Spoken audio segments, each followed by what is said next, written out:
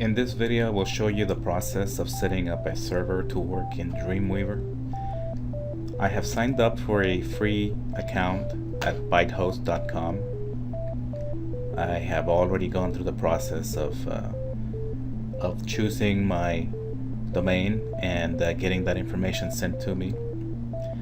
If you use this service or another service, they will provide you with all the information you'll need to set up the server.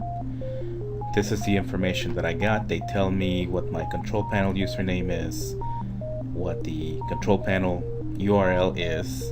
This is what my website will finally look like. It'll idt-prof.bytehost18.com. Yours, of course, will be whatever you choose. You can see that my account is active. IDT-prof, etc. is already working. So I just need a way to access it via Dreamweaver to work with it. The information that I need from ByteHost is the FTP hostname. This is the place where I need to access to upload my files, my FTP username, and the password that I chose.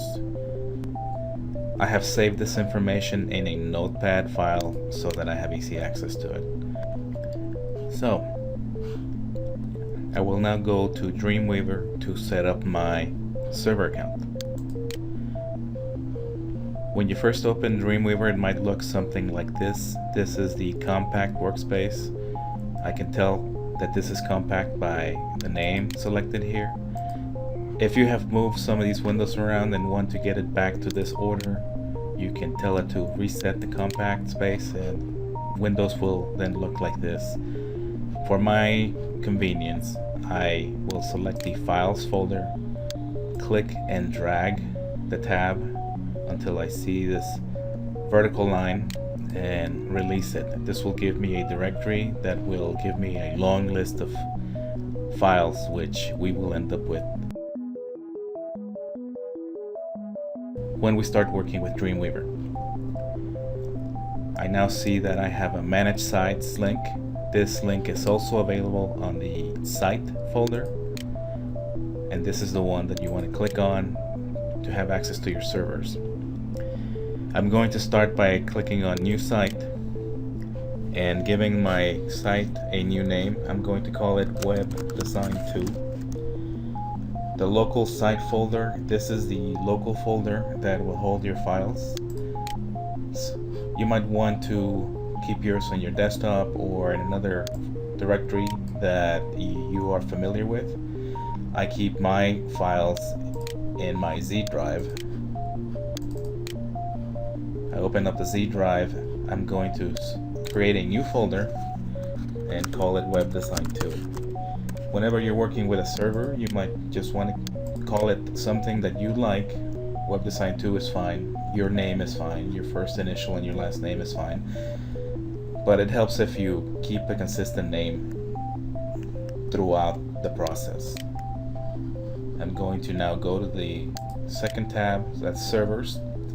Click on the plus sign. That means I'm going to add a new server. I'm going to keep the naming convention and go with Web Design 2. We are connecting using FTP.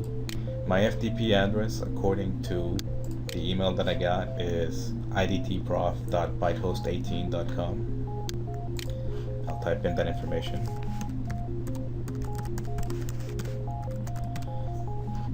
My username and password that I had already saved, I will just copy and paste into the windows. When I put this information in, I will click the test button,